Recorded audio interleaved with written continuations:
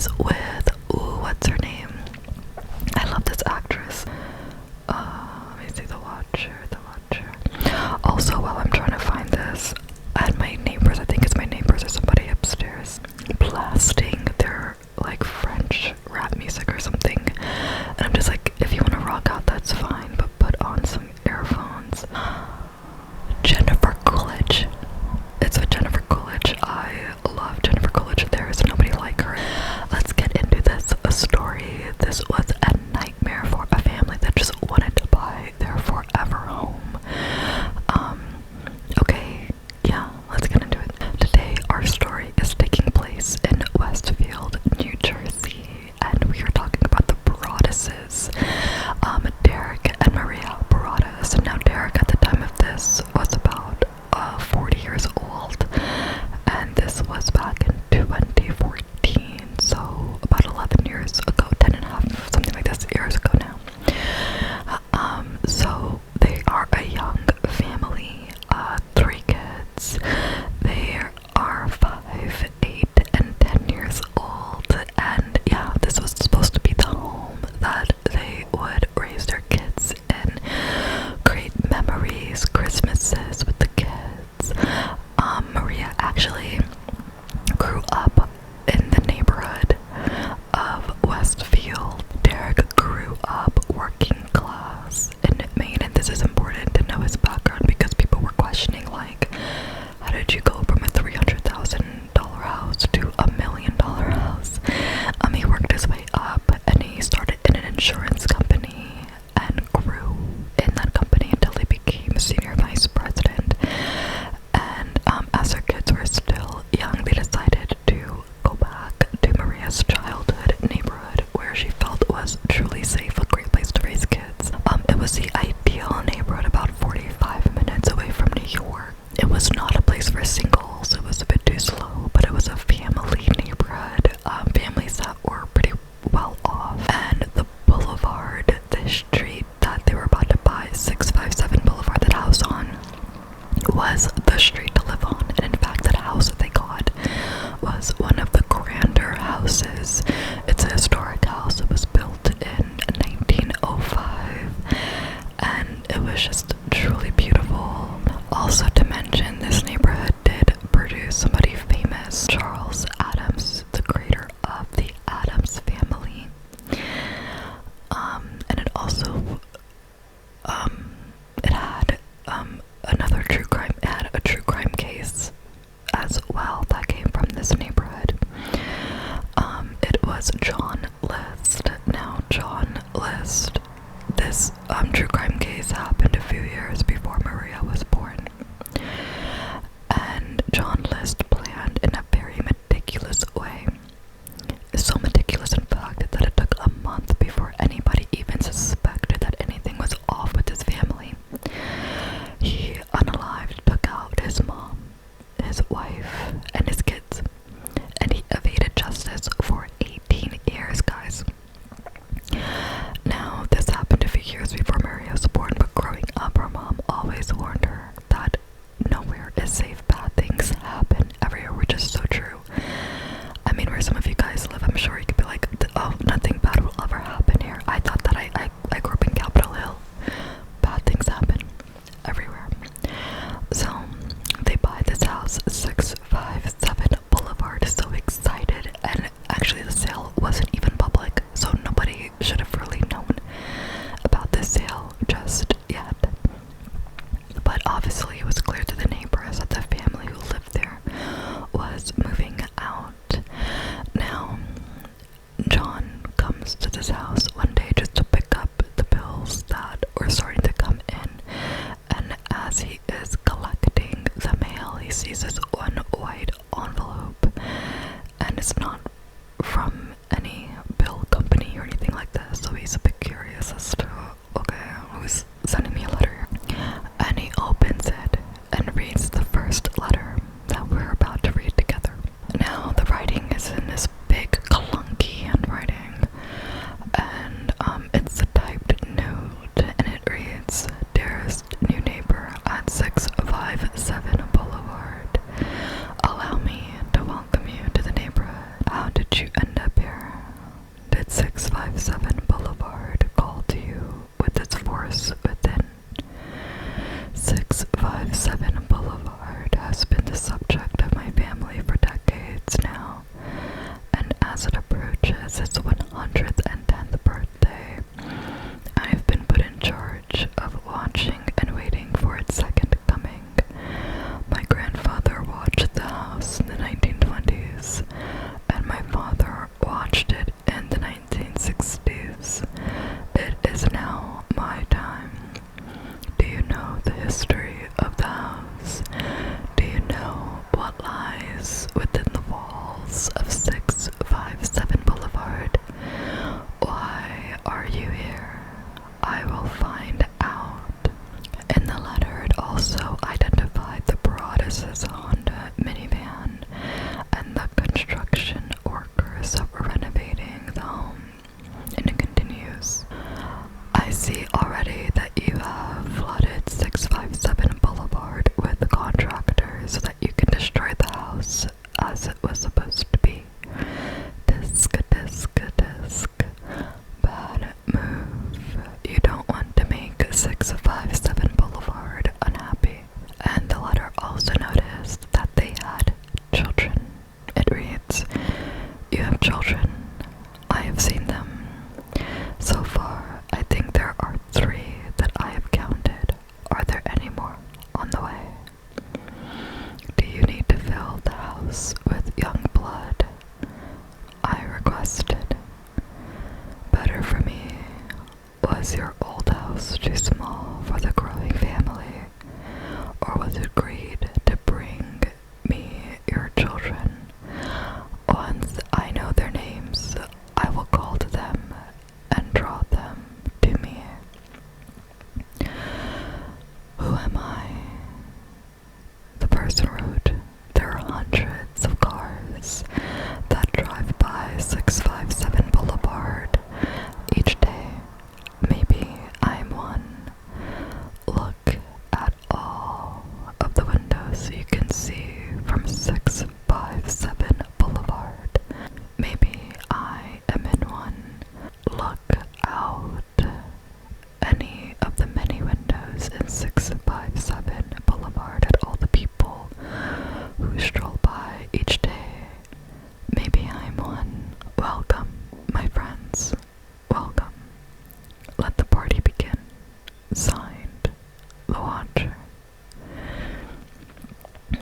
Now, just reading this, it would freak anybody out when somebody is talking about bringing your children to me, young blood, drawing them to me. No. Yeah, Derek immediately called the police, and mind you, he's at this house alone. It's about 10 p.m. What the heck? He turns off all of the lights, running around turning off all the lights, just in case his watcher is there and like watching him. Calls the police, gives the police the letter, and he reads it, and the police officer himself is shocked beyond belief. He's like, who the heck would write this? And he asks if Derek had any enemies because, you know, people can be jealous. You never know. I mean, yeah, I just wanted to know, like, would there be anybody in your life that would want to terrorize you as jealous of the fact that you can even purchase a house like this? And Derek couldn't think of anybody. And there was some construction equipment, and the police just gave him the advice that he should move the construction equipment away from the windows, away from around the house, put it in the house, lock it up, because we don't know if somebody could take that and smash one of your windows and break into this house. This was the beginning of hell. So Derek rushed back to his wife and kids, and they didn't tell the kids anything. Again, you know, they're so young, they don't want to scare them anyway. This is not for them to know just yet.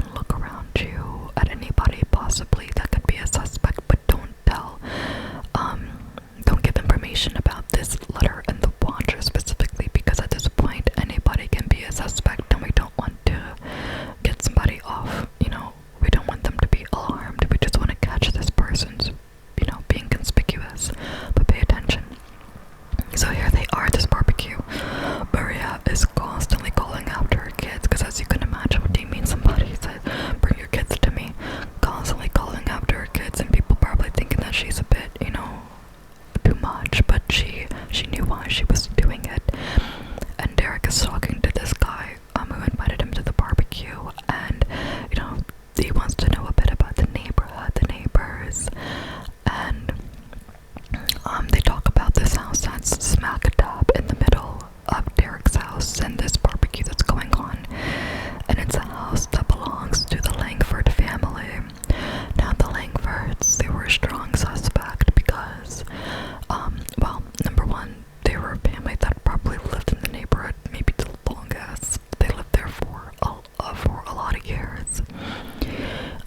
Peggy Langford is the matriarch of the family. She, at this time, was about 90 years old, and she did not live alone. She had her adult kids living with her who were in their 60s, 70s. And, several kids living with her. Now, the one in question that this neighbor was talking about was a guy named Michael Langford. Now, Michael Langford, he was a bit off, not necessarily dangerous, but a bit off. It later came out that this guy Michael, he was schizophrenic according to his brother. He dealt with schizophrenia, and he would go into people's backyards, peek in through windows, so that could startle somebody. But then he would also collect mail for some of the neighbors and bring it to them. So while people were a bit startled, they also knew that he wasn't a harmful person.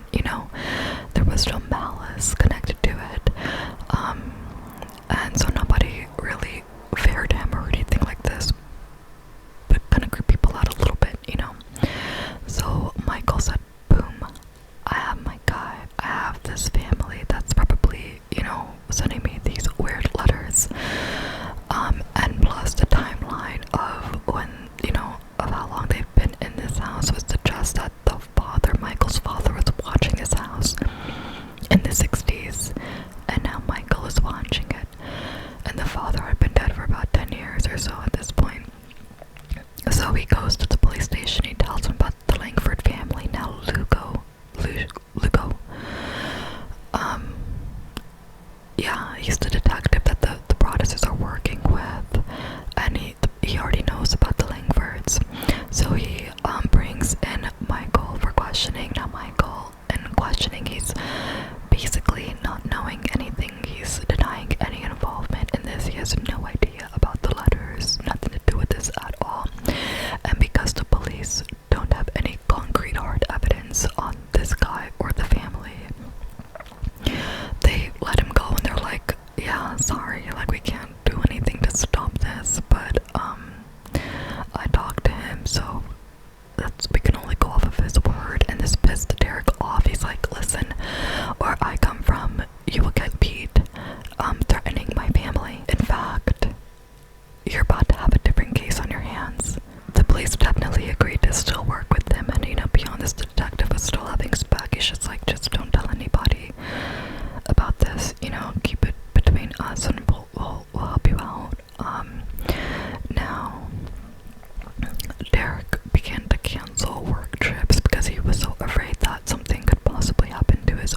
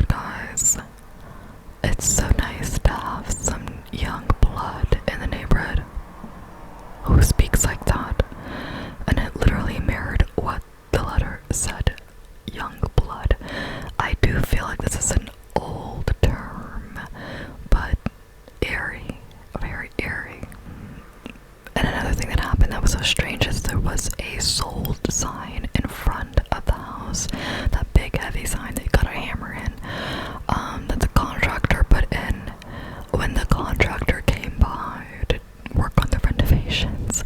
That sign was yanked out of the ground, like, freaked the contractor out. That thing is heavy. Who the heck did that? It's too bad, because if they did have cameras installed, they would have caught the person. It's too bad. But we continue. So Maria goes to 657 by herself, and she's there with the painter, and she's looking at paint options and going through the house to see what color she wants to paint the walls. And she goes to check the mailbox, and boom, we have our second letter, and the second letter made her just fall into the painter's arms and cry. And the painter is like, I'm a stranger. I'm just a painter. And this is affecting her to the point where she is crying in my arms. Let's read the letter. Welcome again to your new home at 657 Boulevard. The workers have been busy, and I have been watching you unload carfuls of your personal belongings. The dumpster is a nice touch. Have they found what is inside of the walls yet? In time, they will. This time, the watcher put in Derek and Maria's name, and they actually spelled Broadus wrong, which gives an idea that they heard the name, not saw the name, so they actually spelled it Braddes. The watcher talked about having learned a lot about the family in the preceding weeks, and again, especially highlighting the kids. And they actually named the kids in birth order and by their nicknames. I am pleased to know your names now and the name of the young blood you have brought to me. You certainly say their names often. The letter asked about one child in particular, asking if she was an artist in the family, because there was this easel on the front porch that couldn't really be seen from the street or from the sidewalk in front of the house. It was hidden behind some bushes, some vegetation, and that freaked them out, because now you're looking at my kid painting. And the letter continued, 657 Boulevard is anxious for you to move in. It has been years and years since the young blood ruled the hallways of the house. Have you found all of the secrets it holds yet? Will the young blood play in the basement? Or are they too afraid to go down there alone? I would be very afraid if I were them. It is far away from the rest of the home. If you were upstairs, you would never be able to hear them scream. Will they sleep in the attic, or will you all sleep on the second floor? Who has the bedrooms facing the street? I'll know as soon as you move in. It will help me know who is in which room, then I can plan better. All of the windows and doors in 657 Boulevard allow me to watch you and track you as you move through the house. Who am I? I am the watcher, and I have been in control of 657 Boulevard for the better part of 2 decades now. The Woods family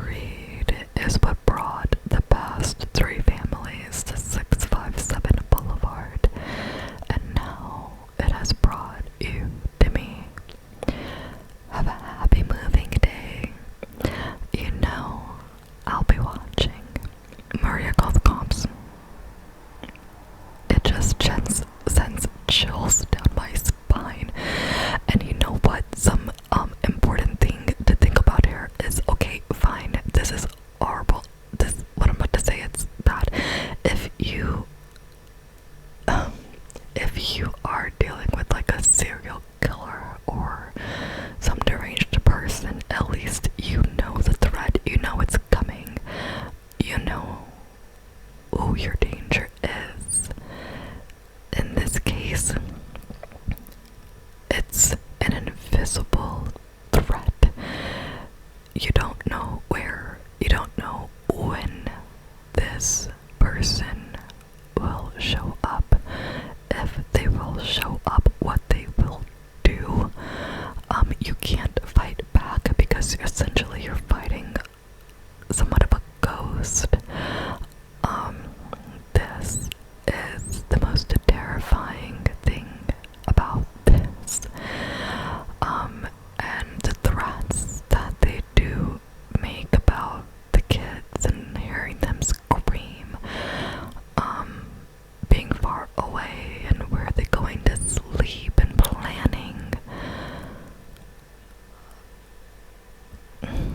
It's a feeling of helplessness and terror, literally. So yeah, they didn't bring the kids to the house anymore. They weren't allowed to go there. And then several weeks after that letter arrived, the watcher asked, where have you gone? 657 Boulevard is missing you. I mean, won't hear them scream. Jeez.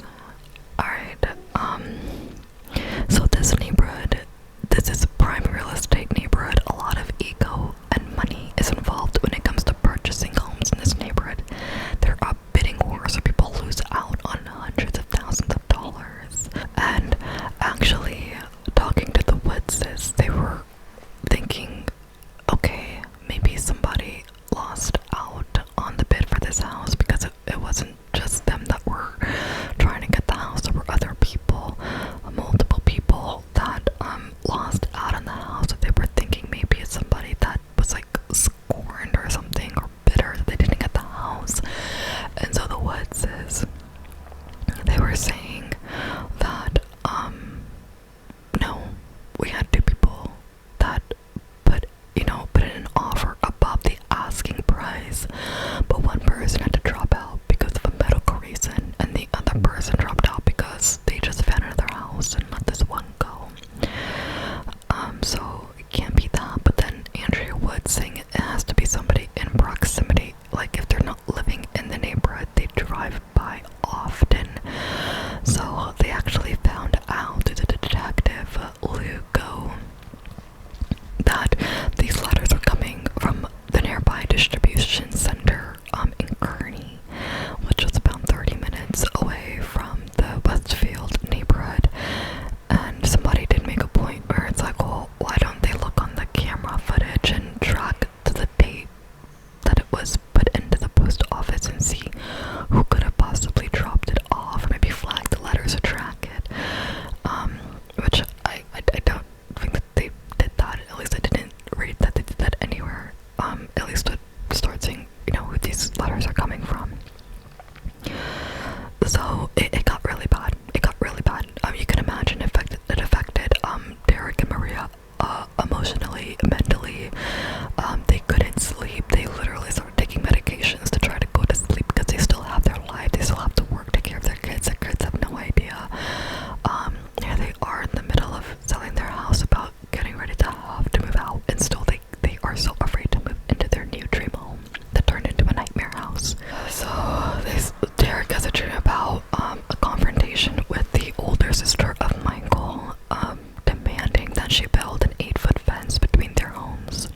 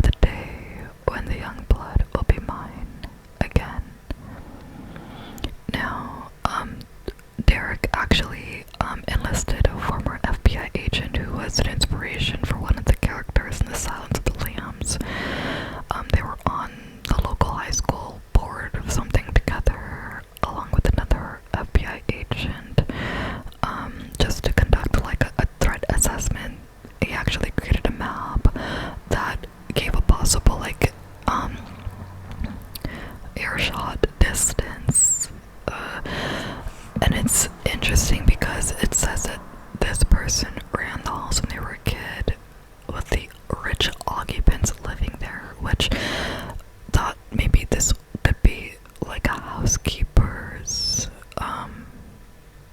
son or something, or maybe a family forced to move out of the neighborhood because it was getting too rich for them to live in.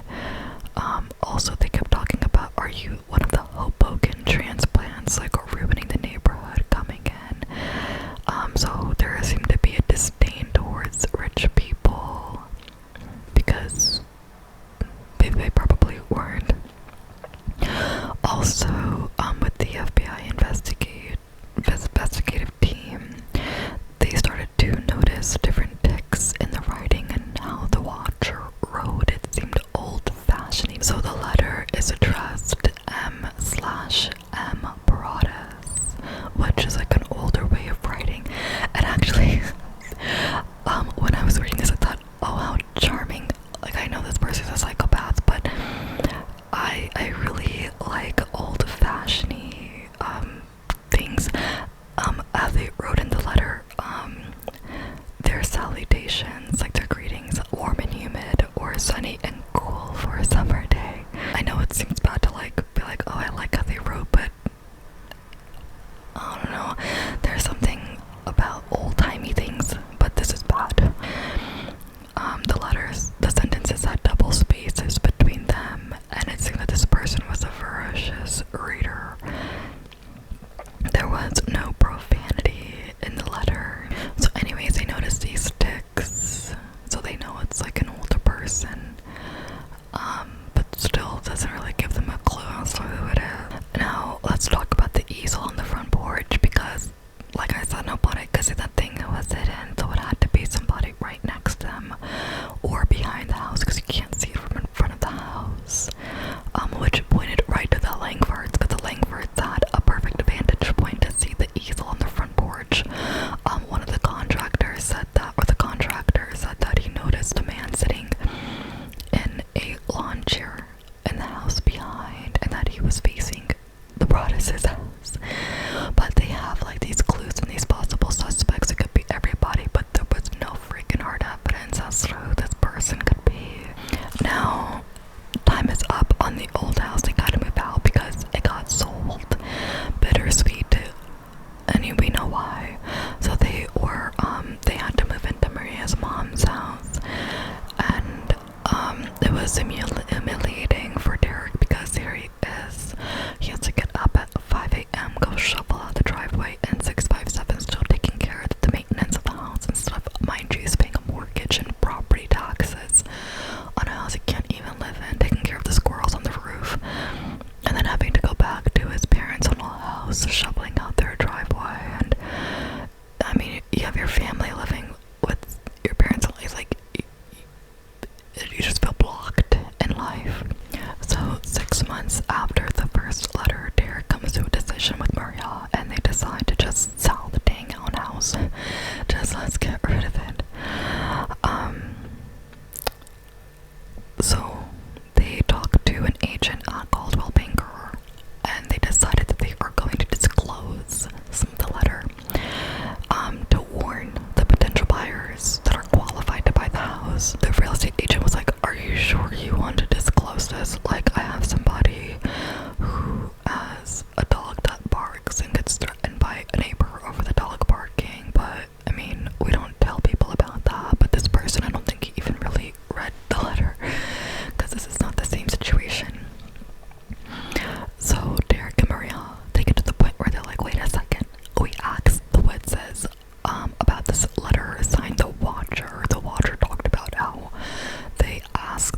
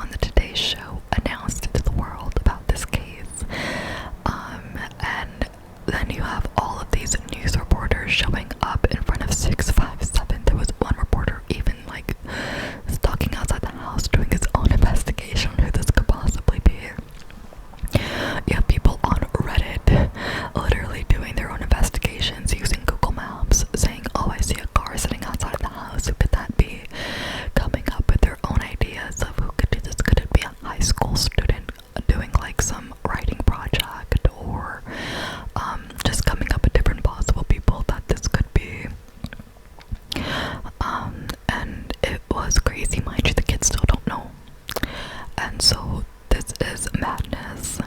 And the Protestants, they decide to go to their friend's beach house to just get away from all the nonsense and all the noise. And it's crazy because Maria's grandfather at this time ended up having a heart attack, and the person who invited them to their beach house had a seizure. It was just, everything was just too much. And so they decided, okay, we're gonna tell the kids. And it did freak the kids out. And they're like, why wouldn't they want us to live there? And, you know, what did we do? And this and that. And so, you know, they had to deal with these questions and just really, you know, letting the kids know that they're safe. But mom and dad are figuring it out. There was a neighbor who conducted piano lessons in her home, and one of the students expressed to her the fear that she had about not wanting to walk on the boulevard just in case the watcher saw her, because apparently this watcher has some obsession with kids and young blood. Like, this terrified people. And it got to the point where the mayor literally had to give this speech to the townspeople, saying that, listen, this is something to be afraid of. We haven't heard from the watcher in a year now. There's been a very thorough investigation done by the police station. There is nothing to worry about.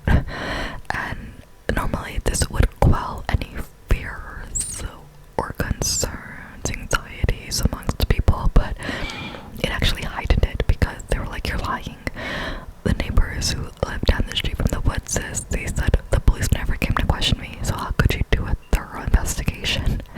So this didn't help at all. And now the Protestants were brought to a point where they were like, listen, we gotta figure out how to get rid of this house somehow. We were just throwing money down the drain. People were like, why are you even doing renovations on a house that you're not even moving in? To neighbors were questioning their motives, thinking that he was only doing this to commit insurance fraud. Maybe you're sending these letters to yourself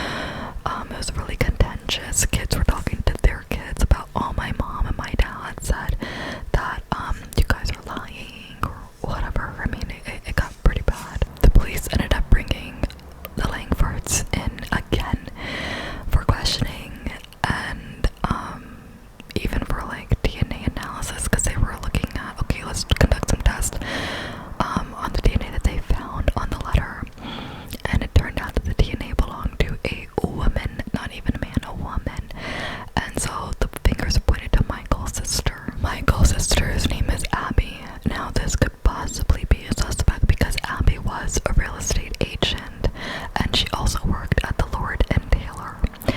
And they thought, okay, maybe this is our person. So the detective literally had the security guard at Lord and Taylor snatch up Abby's water bottle and give it to them so they could do a DNA match, but it came back as not a match.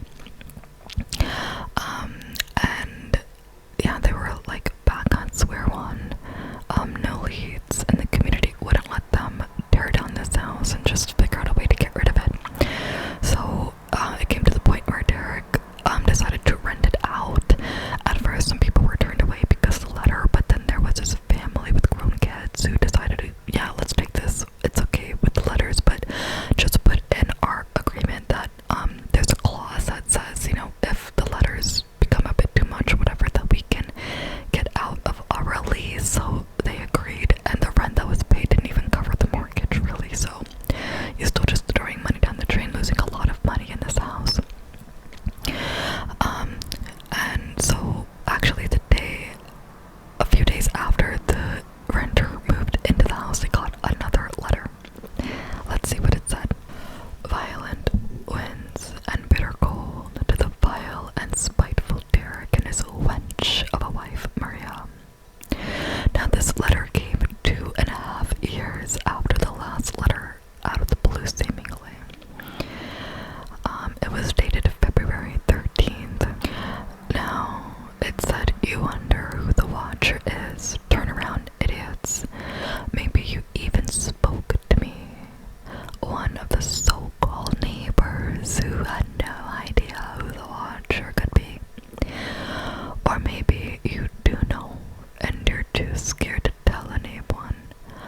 Good move. This letter read as less stylish and full of wrath. This person, the watcher, was really closely following the story, reading all of the threads on the Facebook messaging groups, keeping up with everything in the media and whatever.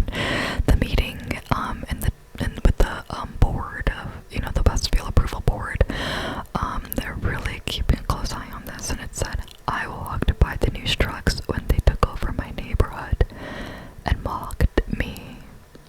I watched as you watched from the dark house in an attempt to find me.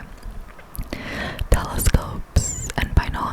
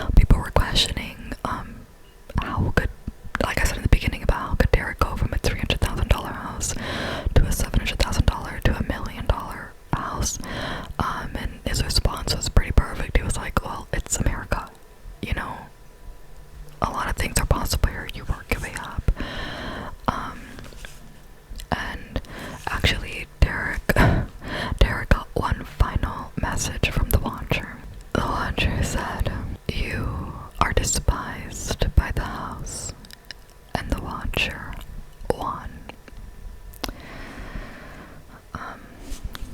Now, the neighbors at a certain point